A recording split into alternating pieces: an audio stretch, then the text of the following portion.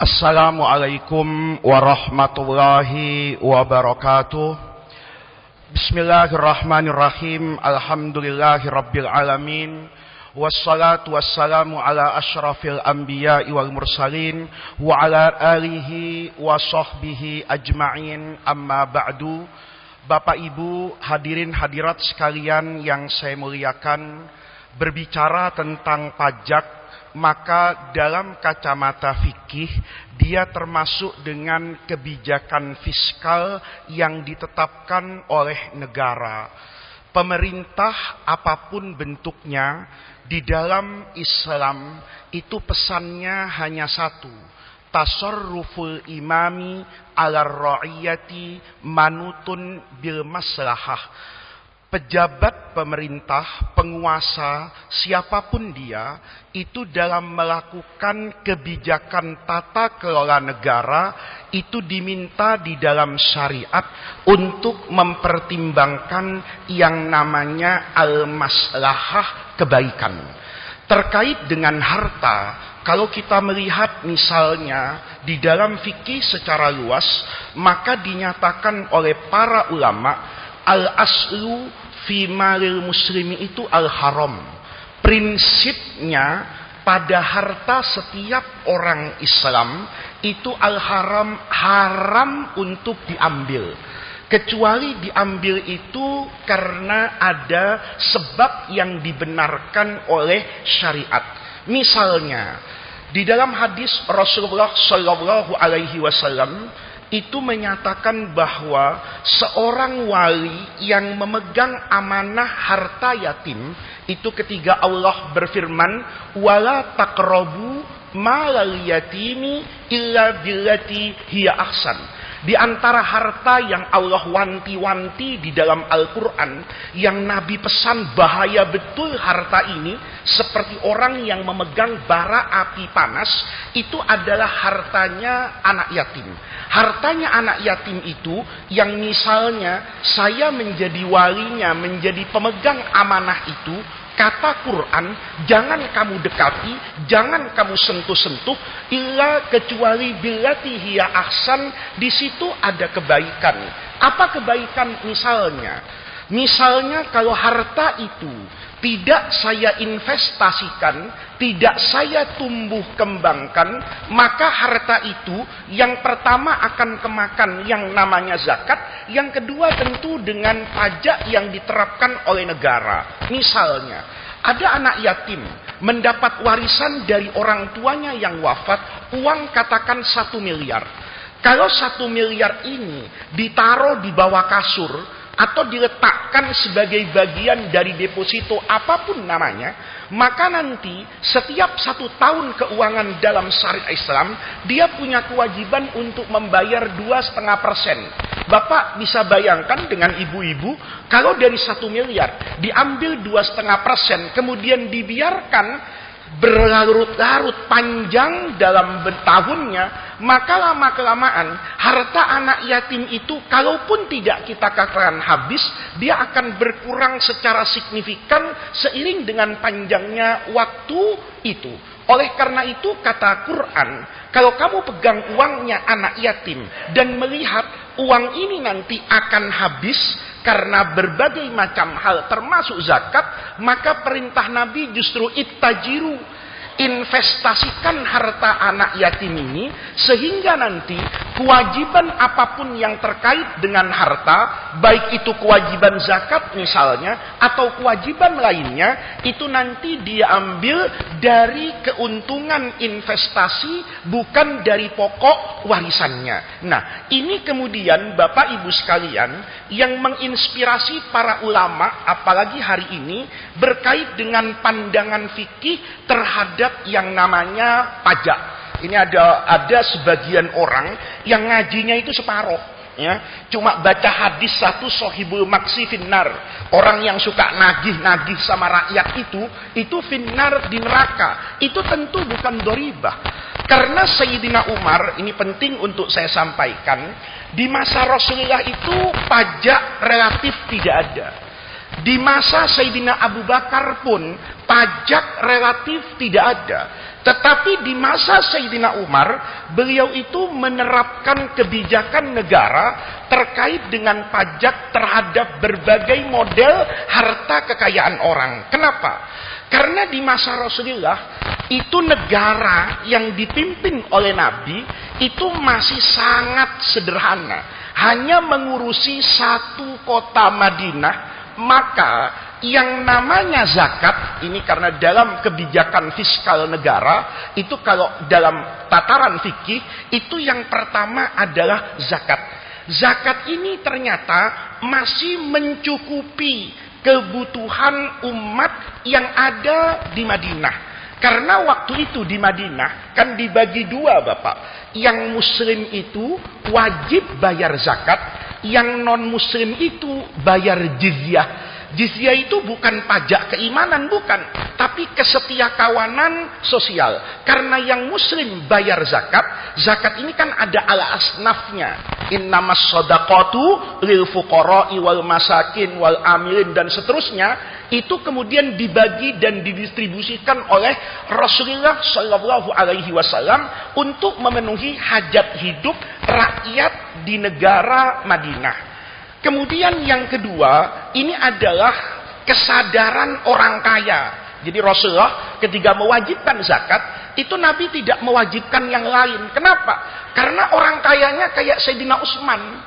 Bapak bisa bayangin nih, ya. Saya nggak tahu apa di Gatot Subroto ini ada wajib pajak kayak Sayyidina Utsman, nggak tahu saya. Tapi yang saya tahu, itu Sayyidina Utsman itu hidupnya itu payahnya luar biasa. Tetapi nggak bisa tenang kalau ada orang yang tidak sejahtera hidupnya. Bapak bisa bayangin, Sayyidina Utsman itu, Pak, itu distributor barang terbesar loh. Semua praktek impor itu pasti melewati pedagang terbesar pada masa itu, Sayyidina Utsman. Di masa paceklik, ini terjadi paceklik besar di Madinah, barang-barang dari luar negeri, kalau bahasa sekarang, itu sangat dibutuhkan. Maka satu hari, itu datang kafilah dagang dari negeri Syam, itu membawa begitu banyak kebutuhan pokok. Dan itu semua sudah dibayar oleh Sayyidina Utsman di Syria. Jadi sebelum sampai ke Madinah, itu barang punya Sayyidina Utsman semua. Maka begitu sampai di Madinah, semua pedagang kecilnya ini, resellernya kalau sekarang ini, ya, itu datang ke Sayyidina Utsman. Mereka semua pedagang Madinah bilang sama Utsman, kami tahu wahai Utsman, sekarang ini barang-barang sangat sedikit di pasaran, pasti kalau datang harganya menjadi apa ini? Mahal, karena kelangkaan pasar. Kata Sayyidina Utsman, apa yang ingin kalian sampaikan? Kami yang biasanya 1:1, jadi kalau 1.000 dari Syria, maka kami berikan keuntungan kepada Sayyidina Utsman 1.000, nanti kami jual barang itu 2.500, 500 buat kami, 1.000 buat engkau Utsman. Kata Utsman, enggak. Saya hari ini enggak mau 1:1. Kata mereka menawar, kalau gitu kami bayar 1:2. Harganya 1 di Syria, kami bayar 2 di Madinah. Kata Sayyidina Utsman, enggak. Saya enggak mau 1:2. Kalau begitu 1:3. Kalau saya enggak mau, kata Utsman. Kemudian pedagang ini sambil tengok-tengok, kita berapa nih sekarang ini? Sudahlah. Maksimal 1:4, maksimalnya 1:5. Sudah Utsman. Karena kami tahu ini sangat-sangat menguntungkan menjual barang hari ini, kami sudah sepakatlah 1:5 itu maksimal. Kata Utsman, enggak. Kata mereka, kenapa? Karena kata Sayyidina Utsman, karena ada yang menjanjikan saya 1:10 itu minimalnya, maksimalnya itu tidak bisa dihitung. Kata mereka, siapa? Wong Alfamart ada di sini, Indomart ada di sini, Warung Madura ada di sini. Ini semua pedagang ada di sini, tidak ada yang berani mengambil 1:5. Kata Sayyidina Utsman, Allah itu menjanjikan satu kebaikan pada batas minimalnya itu 10 kali lipat. Wallahu yudha'ifu liman yasha, dan Allah bersedia untuk membayar lebih dari itu. Maka dikasih semua. Kata saya, hari ini semua barang yang ada di gudang saya itu tidak saya perjualbelikan dengan manusia, itu seluruhnya mau saya bagi. Maka dulu tidak butuh yang namanya apa itu? Pajak. Itu baru Sayyidina Utsman 1.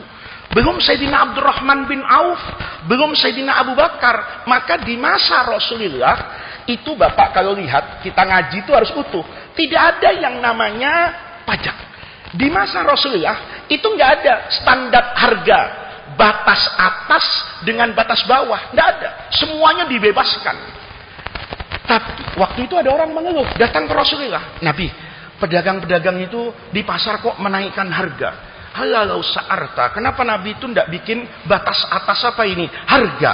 Ya, kalau misalnya gandum tidak boleh lebih dari sekian. Nabi menjawab, Allah itu Ar-Razzaq, Allah yang memberi rezeki, Allah Al-Qabid, Allah juga yang menahan rezeki.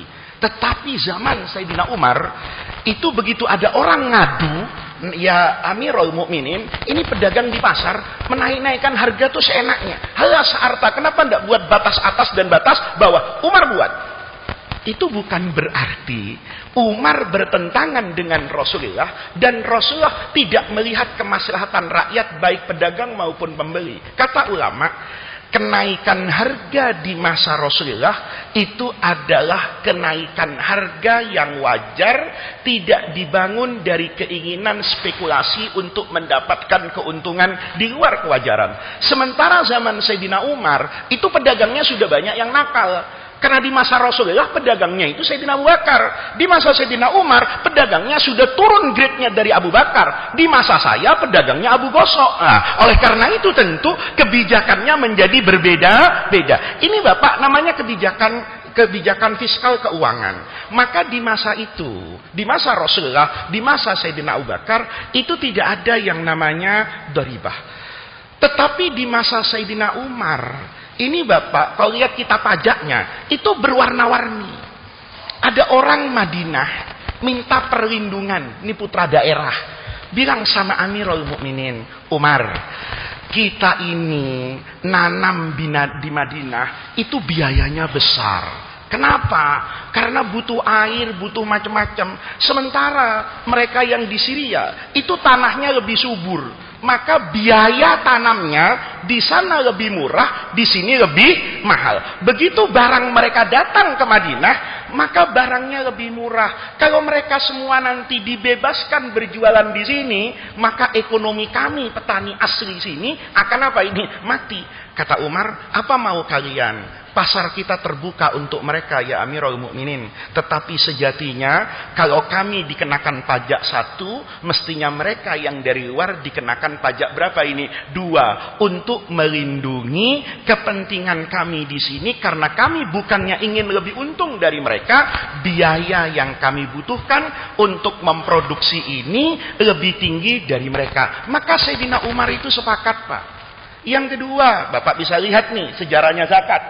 Dulu Pak, kalau ada orang berperang, maka semua harta rampasannya itu dimiliki oleh individu. Jadi dulu Bapak, kalau misalnya terjadi peperangan ini bukan karena apapun, ya karena ketidakbebasan umat Islam untuk menyebarkan dan menjalankan agamanya. Maka orang itu diajak damai. Kalau diajak damai tidak bisa, terjadi peperangan di masa Rasulullah, maka apa yang mereka dapatkan itu namanya ghanimah. Harta rampasan itu sama Nabi dibagi-bagi kepada mereka yang ikut berperang. Hingga sampai pada masa Sayyidina Umar. Kekuasaannya itu memanjang Pak. Sudah sampai Irak ini. Kata Umar, kalau semuanya dibagi-bagikan secara pribadi, maka nanti orang-orang setelah kita itu punya apa? Kenapa? Harta yang sedemikian luas itu sudah dimiliki apa ini? Individu. Maka kata Sayyidina Umar, mulai sekarang itu tidak saya bagi kepada pribadi individu yang ikut berperang, tetapi tetap diserahkan, kalau bahasa sekarang itu, kepada pihak pengelola. Jadi kalau ada kebun kurma di Irak 1000 hektar, kata Umar, biarkan saja dikelola oleh mereka, karena mereka yang lebih tahu, mereka ngerti. Nanti kata Sayyidina Umar, kita berikan pajak atas mereka. Pajak itu nanti kita bawa ke Madinah, dibagi-bagi untuk kepentingan satu negara Islam yang sudah semakin kompleks kebutuhannya. Maka bapak-bapak, di masa itu sumber keuangan negara itu tidak lagi bergantung satu kepada zakat. Kenapa? Karena zakat pertama jumlahnya terbatas, kemudian peruntukannya terikat. Zakat itu ada asnafnya. ada 8. Zakat itu tidak boleh keluar dari kepentingan 8 kelompok ini, sekalipun kita coba melakukan perluasan makna masing-masing penerima zakat. Misalnya fisabilillah, itu ketat sekali. Sebagian ulama mengatakan itu buat tentara yang menjaga perbatasan negara. Ada ulama yang mengatakan fisabilillah itu boleh untuk sekarang misalnya pesantren, tapi itu tetap terbatas, tidak memiliki fleksibilitas untuk negara ini mengayomi semua kepentingan rakyatnya. Maka dari situ, ini kalau Bapak nanti bisa di-share di surah Al-Baqarah 177. Ini kalau bisa di-share nanti Bapak-bapak ini sudah bisa dibaca. Ini ayat, Pak, yang memberi gambaran bahwa selain zakat, orang itu masih memiliki kewajiban di luar zakat.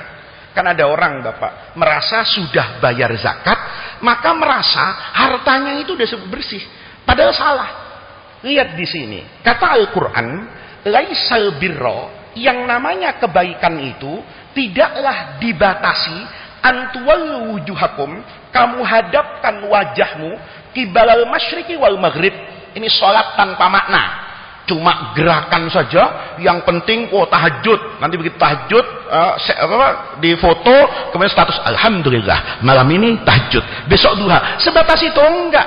Kata agama bukan itu. Walakinnal birra, yang namanya puncak kebaikan itu orang yang melakukan ritual ibadah apapun, tapi disandarkan dengan man amana billahi wal yaumil akhir, keimanannya kepada Allah, wal yaumil akhir, hari kiamat, wal malaikati, para malaikat, wal kitab, semua kitab suci, wan nabiyina, semua nabi utusan Allah. Nah ini, Pak, wa atal mala ala hubbihi, dan kemauan dia memberikan harta ala hubbihi dengan rasa cinta, zawil kurba, kepada kerabat, wal masakin, orang miskin, wabenas sabil, musafir yang membutuhkan ongkos, wasailin, pengemis, wafir riqab, orang yang ingin membebaskan dirinya dari keterikatan perbudakan atau hutang di masa sekarang misalnya, wa aqamas sholata, dia mendirikan sholat, wa atas zakat, dan dia bayar zakat. Lihat, Pak, zakat di sini itu dipisahkan dari kata-kata wa atal mal.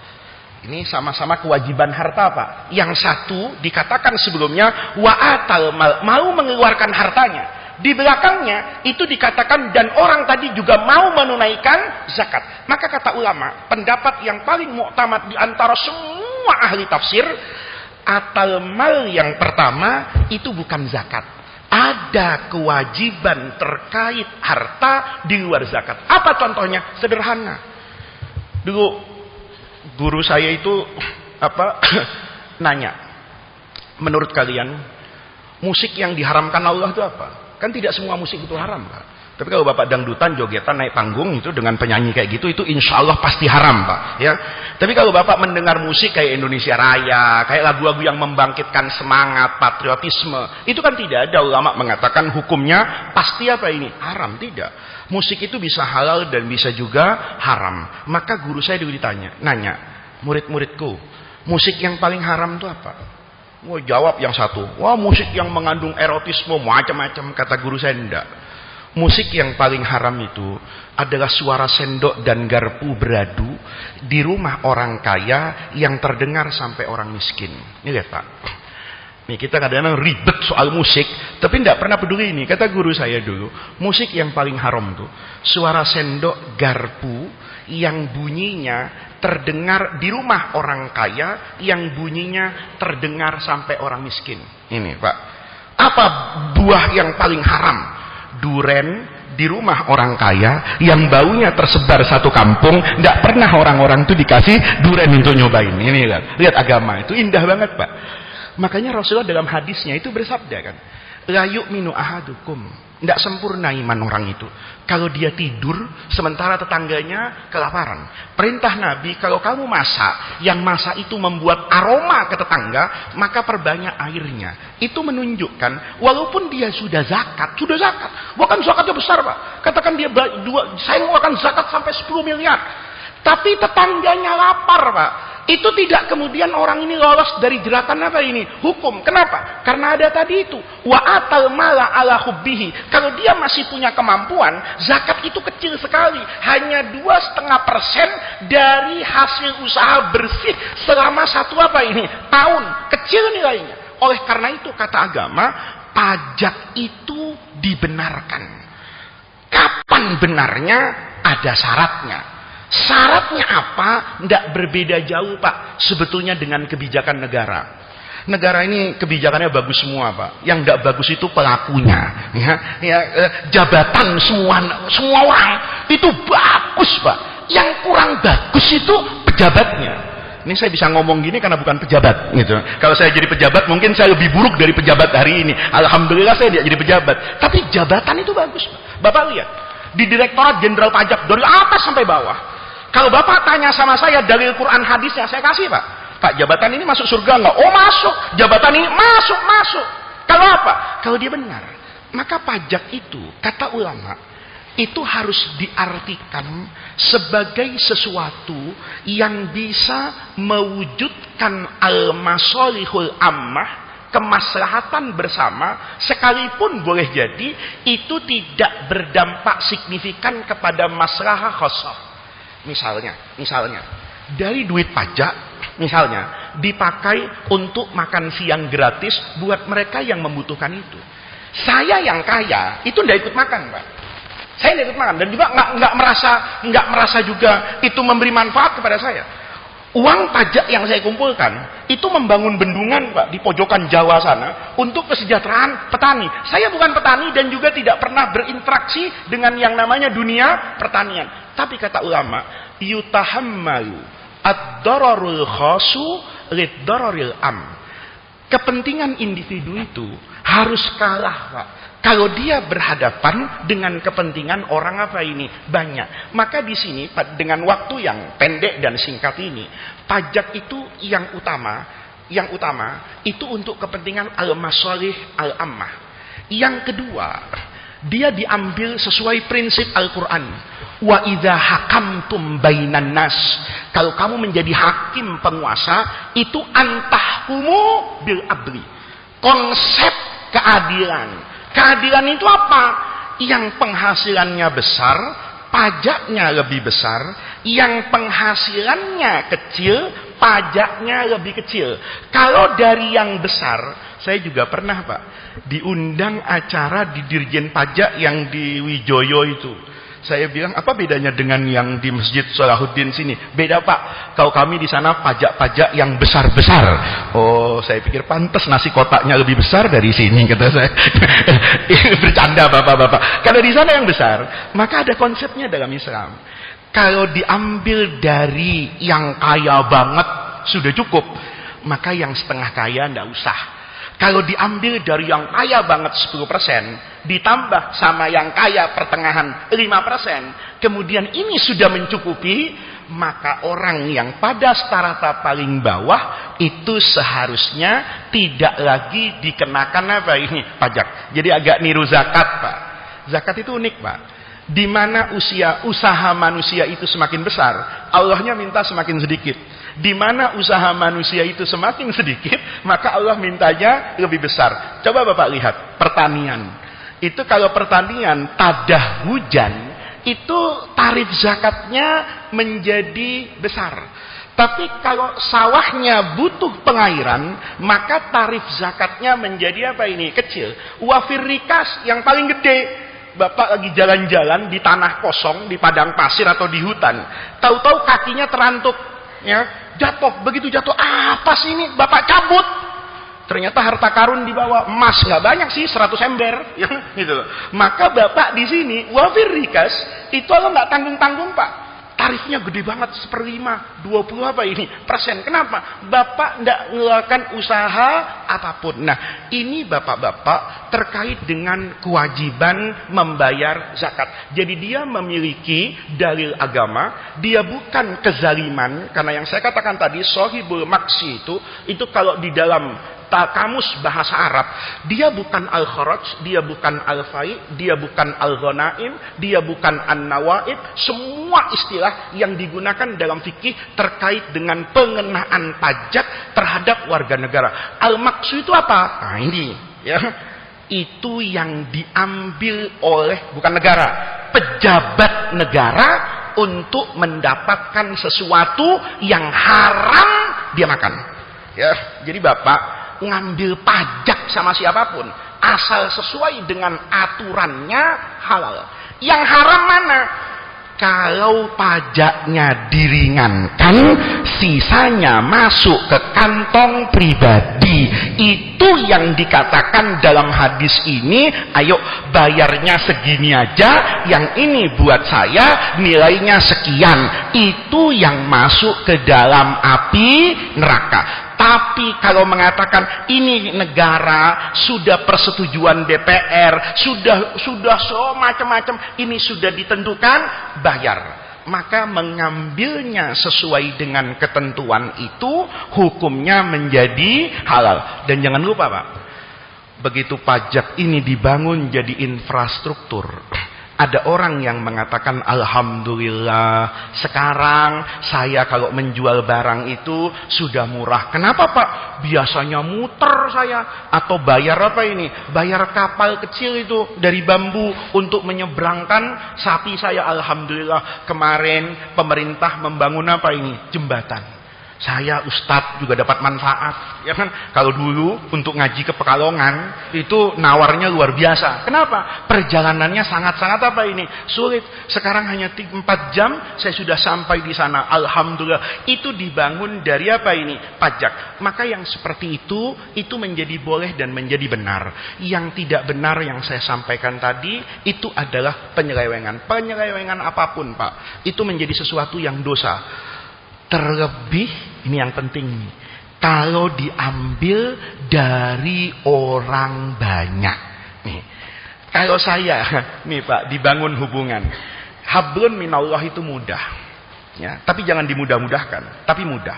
Bapak punya dosa apapun, begitu ngomong istighfar, astaghfirullah, itu diampuni Pak, kecuali syirik kepada Allah. Selain itu, Bapak berdosa apapun, kata Rasulullah, ada manusia itu datang dengan kira'il ardi minaz zahab, minaz zambi, dengan dosa itu sebumi Pak. Begitu dia datang khadian, menundukkan kepalanya dalam sujud, mengatakan ya Allah saya salah, astagfirullah, saya bertobat kepada Allah, dia tetap punya kemungkinan untuk masuk ke dalam surga. Dosanya itu dihapus sebesar apapun karena istighfarnya. Tapi tidak dengan hubungan individu. Kalau hubungan individu itu harus dibangun dengan yang namanya istihlal. Kalau satu orang mudah, saya punya hutang sama satu orang, tidak bisa bayar, saya minta apanya ini? Ikhlasnya. Tapi kalau saya tidak dikasih ikhlas hutang itu, biar sholatnya beres, puasanya beres, ini fit and proper untuk masuk surganya nggak bisa Pak. Sama kan kalau Bapak mau jadi bankir, ada tagihan kartu kredit yang tidak dibayar sekecil apapun karena mau masuk kepada institusi perbankan, itu fit and proper jadi komisaris dan jadi direksi, itu pasti tidak masuk. Kenapa? Tidak memenuhi kriteria ini. Kata Rasulullah Sallallahu Alaihi Wasallam, orang yang suka menipu orang lain, dia mati, maka dia tidak akan dibebaskan oleh Allah dari neraka sampai dia meminta halal kepada orang yang dia tipu. Kalau saya pernah menipu orang dalam jual beli, saya katakan mobil saya ini bagus, tapi isinya tidak bagus, saya jual dan dia tertipu. Saya jual sapi, saya gelonggong dulu, saya kasih minum air yang banyak. Begitu disembelih ternyata isinya air, saya tinggal minta maaf sama orang itu Pak. Tapi kata Rasulullah, man yastar'illahu ra'iyatan, kalau Allah menitipkan rakyat kepada orang tadi, kemudian yamutu, orang itu mati. Ketika mati, dia ghasyun, sedang menipu rakyatnya, maka nanti dia mati masuk ke dalam api neraka. Jadi bapak-bapak, semua orang tuh punya peranan yang sama. Suami dengan istri, Suami itu bisa masuk surga karena istrinya, bapak itu bisa masuk surga karena anaknya, kakek bisa masuk surga karena cucunya, sama Pak. Guru bisa masuk surga karena muridnya, murid bisa masuk surga karena gurunya, itu sama-sama punya kemungkinan. Dan pejabat itu bisa masuk surga karena rakyatnya, tapi pejabat juga bisa masuk neraka karena rakyatnya. Jadi pada hari pajak yang seperti ini, kita harus merasa yakin bahwa semua kebaikan dan kemaslahatan itu pasti didukung oleh agama. Semua al-mafsadah, kerusakan, kezaliman dan ketidakadilan itu pasti bermusuhan dengan Quran dan hadis. Oleh karena itu, kita yang diberi amanah oleh Allah di bidang apapun, pandai-pandai meletakkan diri kita di tengah jabatan yang diamanati oleh Allah. Kata Rasulullah, kullukum ra'in, semua dari kamu adalah pemimpin. Imam tadi memimpin sholat berjamaah, saya memimpin rumah tangga saya, kepala sekolah memimpin sekolah, direktorat jenderal pajak memimpin urusan pajak, menteri keuangan memimpin semua yang terkait dengan uang, kiai memimpin umat dalam pemahaman terhadap agama. Kullukum ra'in wa kullukum mas'ulun an ra'iyatihi. Semua pemimpin besar dan kecil nanti pada hari kiamat pasti mas'ulun, akan ditanya an ra'iyatihi, terkait pola interaksi kebijakannya dengan ra'iyah, rakyatnya. Maka mudah-mudahan